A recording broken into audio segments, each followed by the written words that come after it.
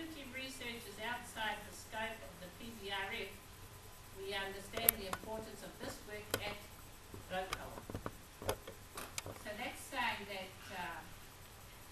the Crown doesn't recognise the work done at that particular wānanga, Raukawa.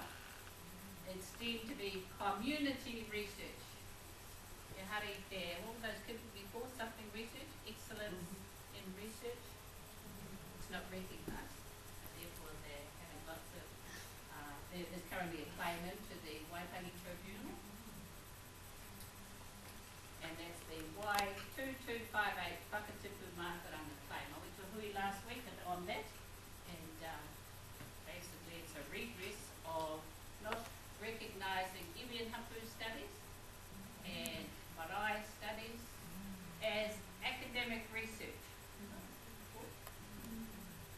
That was one of the findings. I mean, this is all common data, I'm not just making this up.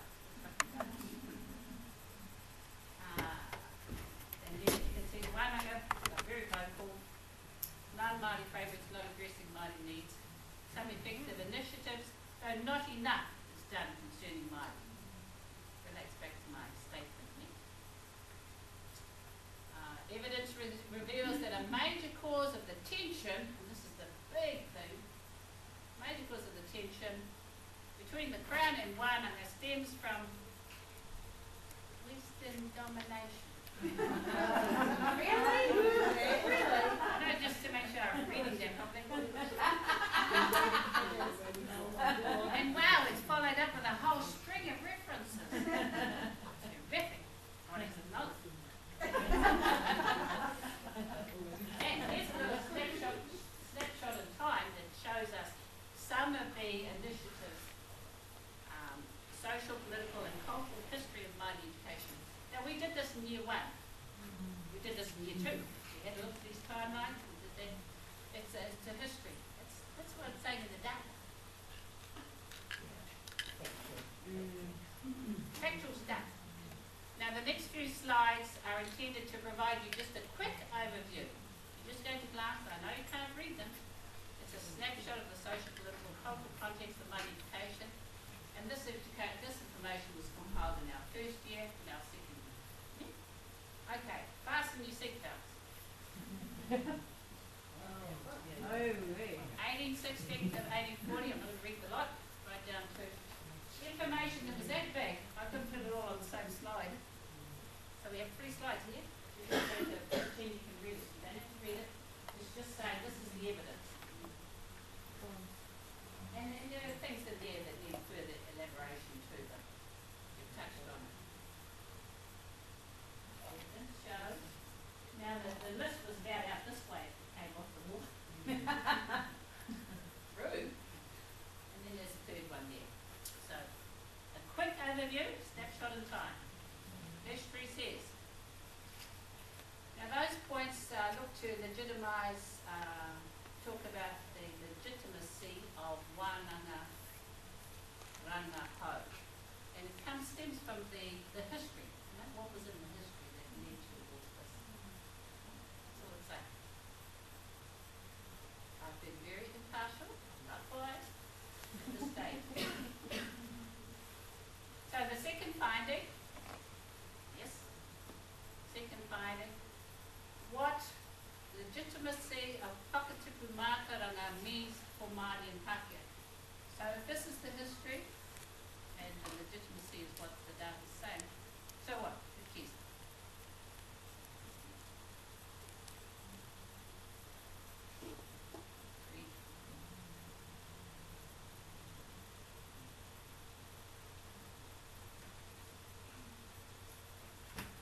So, as you can read, there's a bit of a summary there.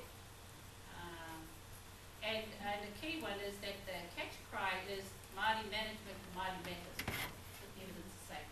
And that's talking about Ngā Takepu, Kaupapa Wānanga, Ngā Kaupapa Here. We all know what Mātauranga Māori concepts are. There are a whole myriad of things. And importantly, I won't say that because it wasn't put up. So those are the points. And the other documents I had a riveting look through were these ones here, the United Nations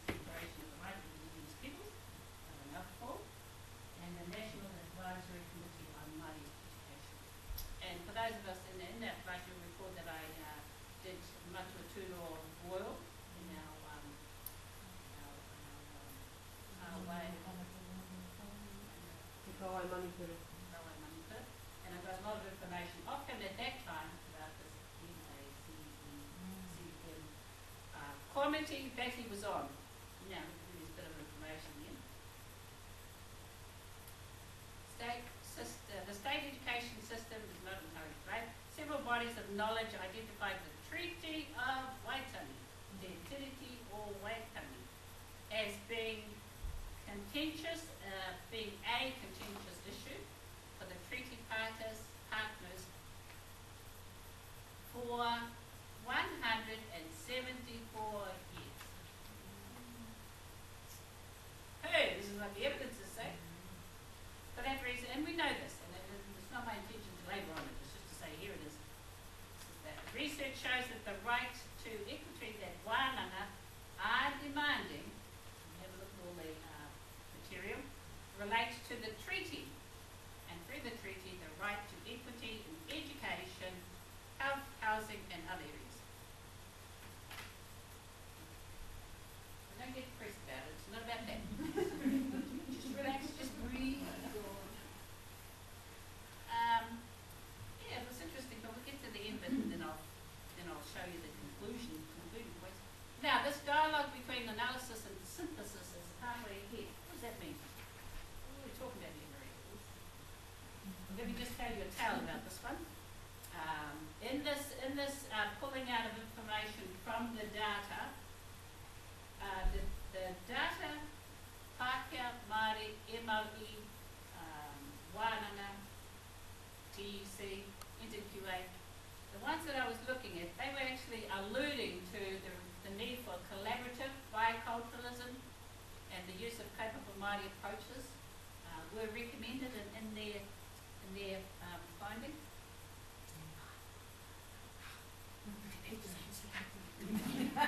So that's what they were saying, which is really good. So my point there is that synthesis is explained as the interaction or cooperation between parts or people producing a combined effect, and that wholeness, combined effect, is greater than the sum of their different parts. In other words, if we work together, it'll happen.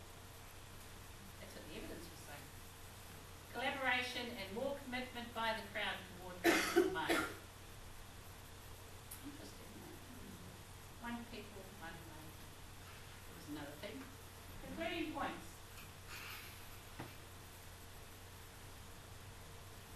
Have a read there.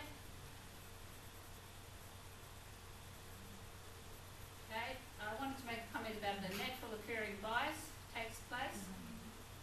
That's an interesting one. Now let me just read this, and this is central to that statement. Interpretation of Kaupapa Māori data relies heavily on the knowledge, understanding, and worldview of the kai rangahau of the researcher. Interpretation of Kaupapa Māori data relies heavily on knowledge, understanding, and worldview of the kai rangahau. Therefore, this cultural knowledge could be considered a form of bias. We say, I'm not being biased.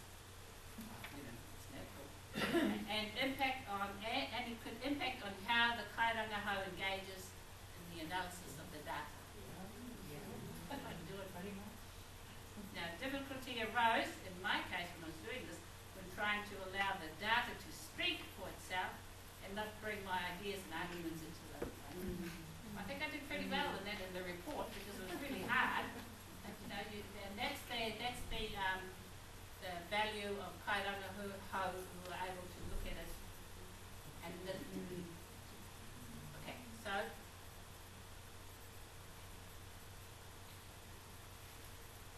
that in a nutshell was my rangahau.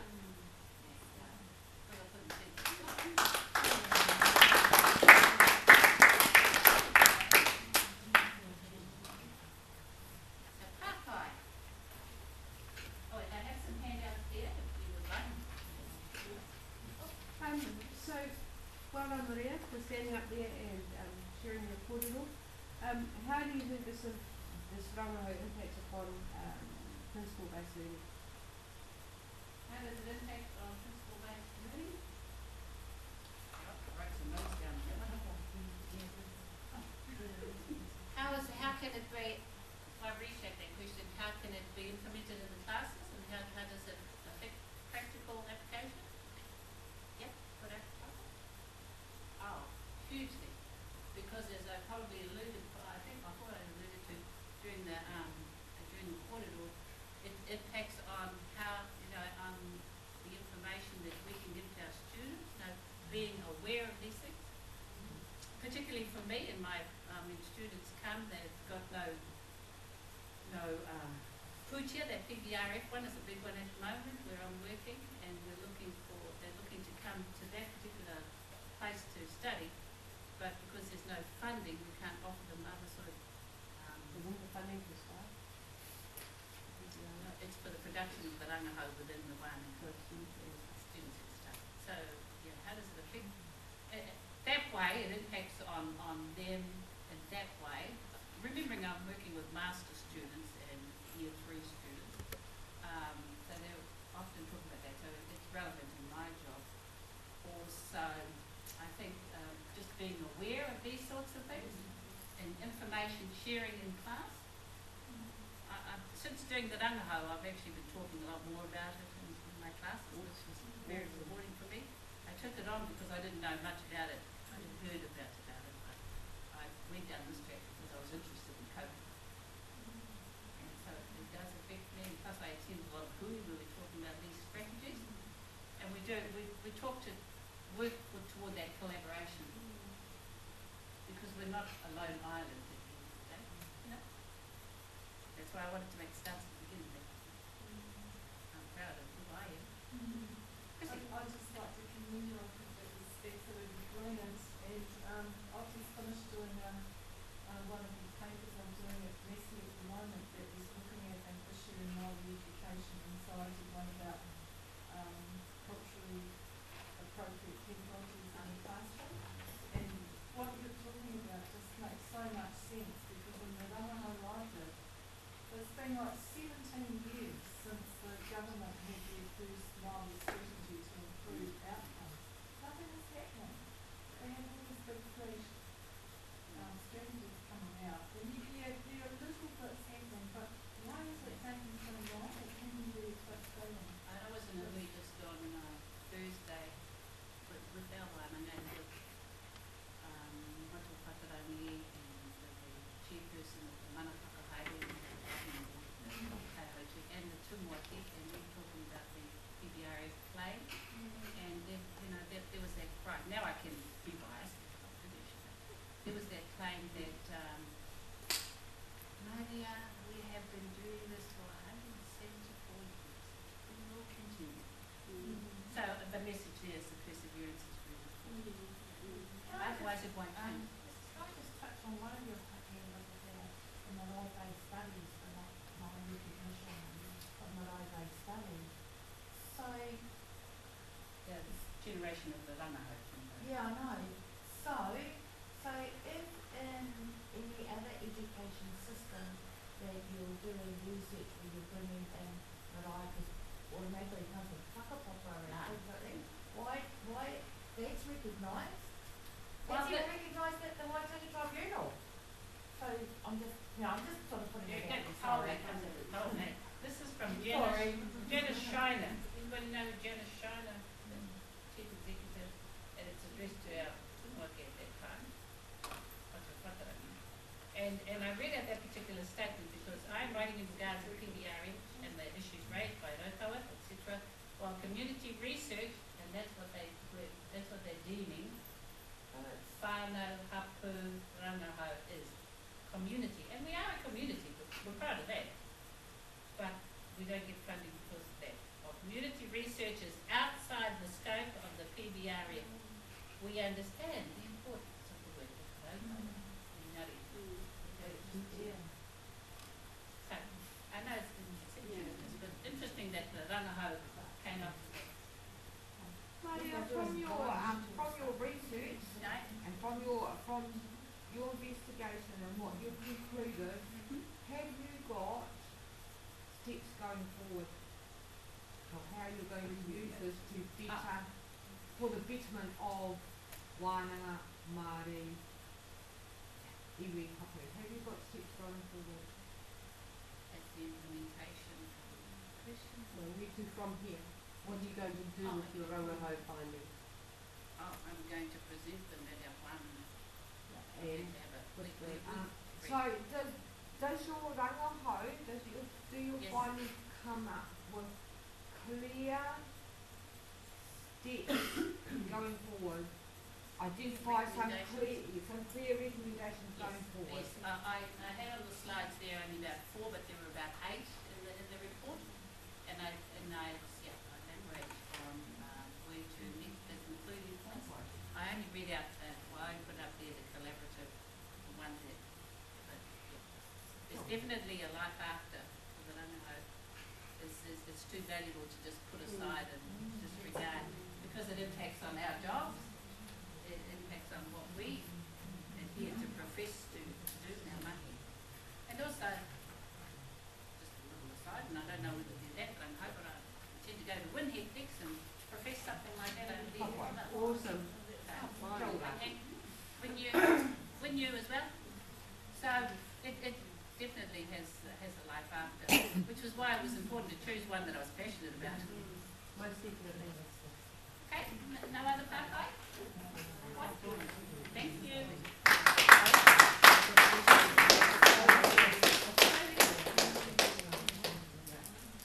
And our first presenter up is my privilege to give this little power to you, and in your presence is a more whakataukī. This is from Wānanga, and all of us, this is from me to you. Thank you.